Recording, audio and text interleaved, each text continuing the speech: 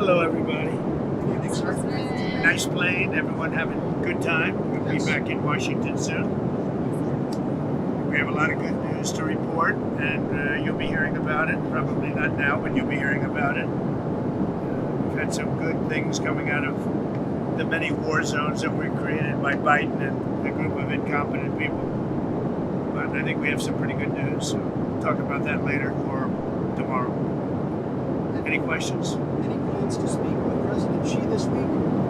No plans to speak to him, but China and our people are talking about different things. Yeah. Why did you assign Waltz out of his position as the National Security Advisor? I actually think it's a higher position. I want to know the truth. I think it's an upgrade. I think moving him there is an upgrade. Mr. President, during the News Nation town hall, you said that you didn't make any mistakes in your first 100 days. Was appointing Mike Waltz as your National Security Advisor a mistake? No, it's irrelevant. It's not a mistake or not a mistake. It's not a big deal. So what made He you was lose fine, confidence? and where he is, he'll do a good job. What made you lose I don't confidence? consider that. I didn't lose confidence in him. So what was Why did I lose confidence? He's going to the United Nations. To me, I think it's personally, if I had a choice for myself of doing, I'd rather have that job than the other. Did he resign on his own, or did you? He didn't resign. So what I was just moved him. There's no resignation. You people are so bad. You know, you're trying to make a big deal out of something that's not. You are so bad. what's your time? That's why nobody watches you anymore. Who are you with? Mr. President, Who are you with? I'm with You with who? First TV. First. I didn't know there was such a thing. Mr. President, any trade deals coming this week? It could very well be. Can you tell us more about them? Nobody understands. We're negotiating with many countries. But at the end of this, I'll set my own deals because I set the deal. They don't set the deal. I set the deal.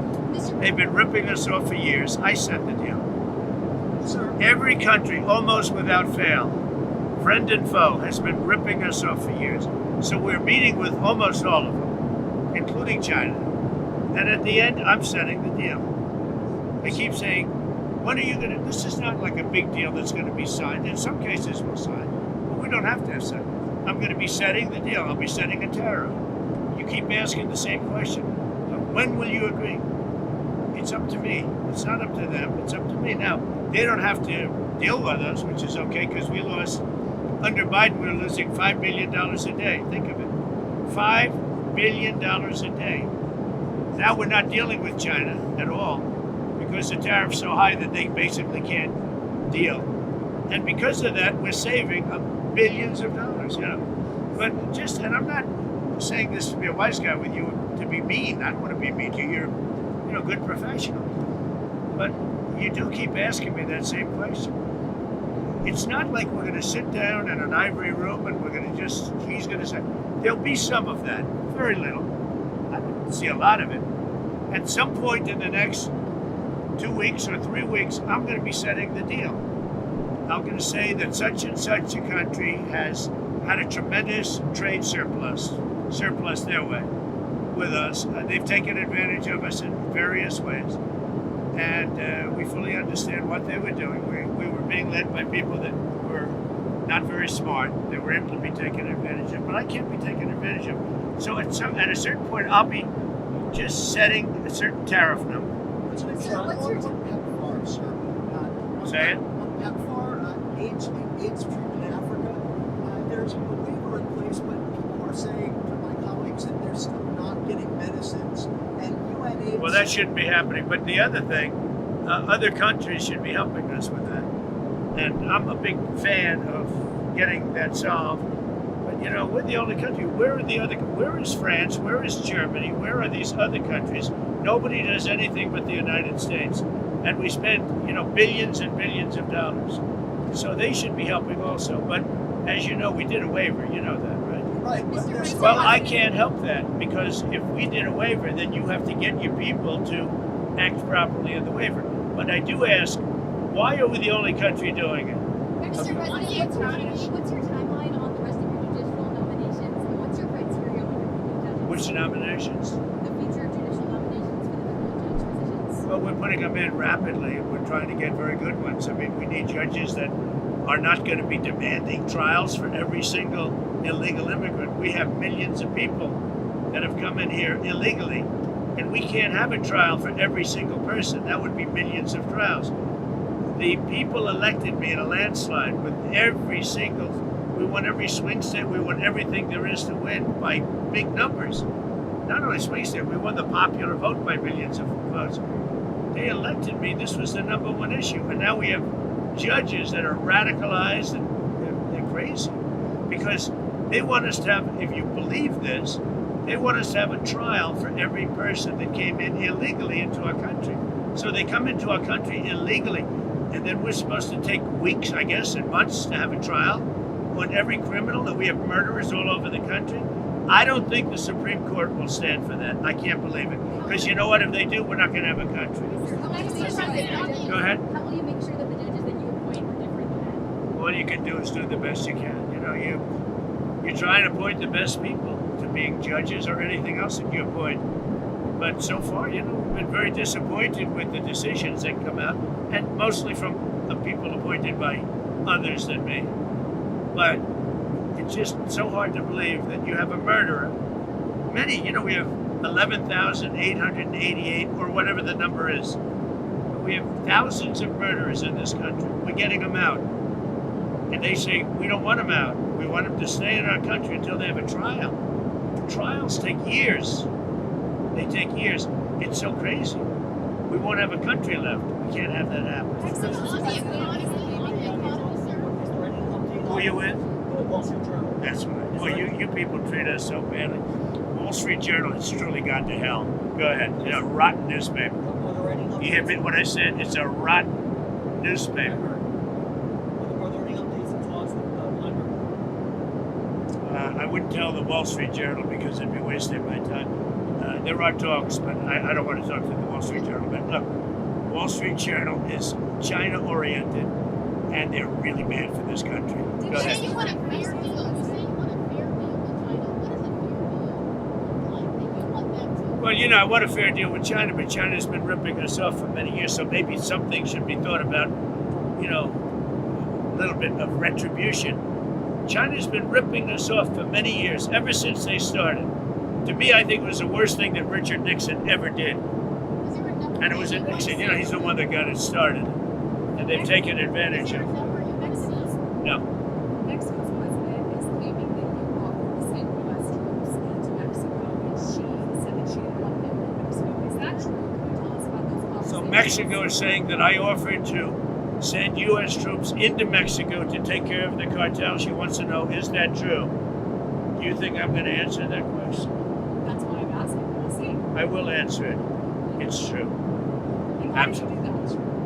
Because they are horrible people that have been killing people left and right, they've made a fortune on selling drugs and destroying our people. We lost 300,000 people last year to fentanyl and drugs. They're bad news. Yeah, that's true. If Mexico wanted help with the cartels, we would be honored to go in and do it. I told her that. I would be honored to go in and do it. The cartels are trying to destroy our country. They're evil. And, you know, we had 300,000 people die last year from fentanyl and all of that. We had millions of people brought into this country that shouldn't be here. The cartels brought them in. So if she said that I offered to do that, she's 100% Then right. are you disappointed that she denied that request, that she doesn't want? Well, she's so afraid of the cartel she can't walk, so, you know, that's the reason. And I think she's a lovely woman. But the president of Mexico is a lovely woman. But she is so afraid of the cartels that she can't even think straight. So on Friday, you told Christian Walker that maybe a little girl this Christmas got to $35. Maybe they just. Let's not. What all I'm saying is that that a young lady, a 10-year-old girl, 9-year-old girl, a 15-year-old girl doesn't need $37. She could be very happy with 2 or 3 or 4 or 5. I would. Let's not waste a lot of time on a stupid question. What else?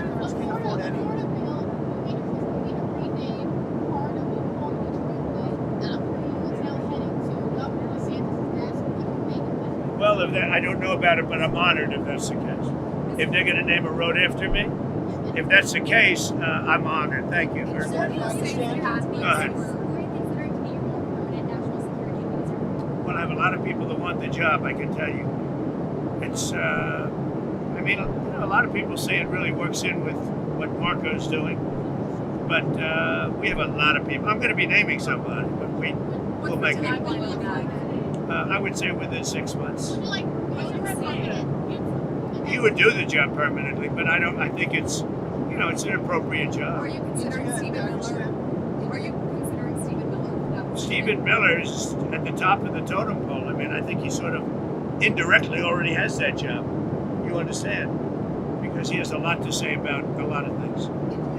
He's a very valued person in the administration, Stephen Miller. as we've reached 100 days, what do you see as your main agenda items for the next 100? I think we had the greatest 100 days in the history of our country for an administration. I think we've done more. We've gotten rid of woke. We're strengthening up our military. Think of it.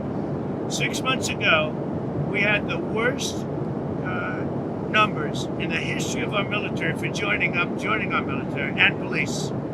Now we have the best numbers we've ever had. Just think of that. It's not even possible. Inflation's down. All costs are down. Everything is down, other than, as Tristan said, the thing that you carry the babies around in. But that's up 3%. Energy's down. Gasoline's down. Nobody's ever seen anything. Far ahead of schedule. So people that were paying a lot for groceries, they're paying a lot less. And interest rates are even down. We have a very stubborn Fed, but Fed should lower, but that's okay. But interest rates are down, mortgage rates are down, and pretty amazing. So we've done. I don't think there's ever been a better opening 100 days. We have a lot of fake polls where they interview Democrats, not Republicans, but meaning more Democrats. I had a pollster that said to me, a legitimate pollster, John McLaughlin, top person. He said he's never seen polls that were so fake before, where they overweight the Democrats. And I only bring that up because I think it's something that should be said. It's a shame how dishonest the media is. The media is corrupt and they're dishonest and they're so bad for our country. Thank you very much, everybody. What's your message to athletes?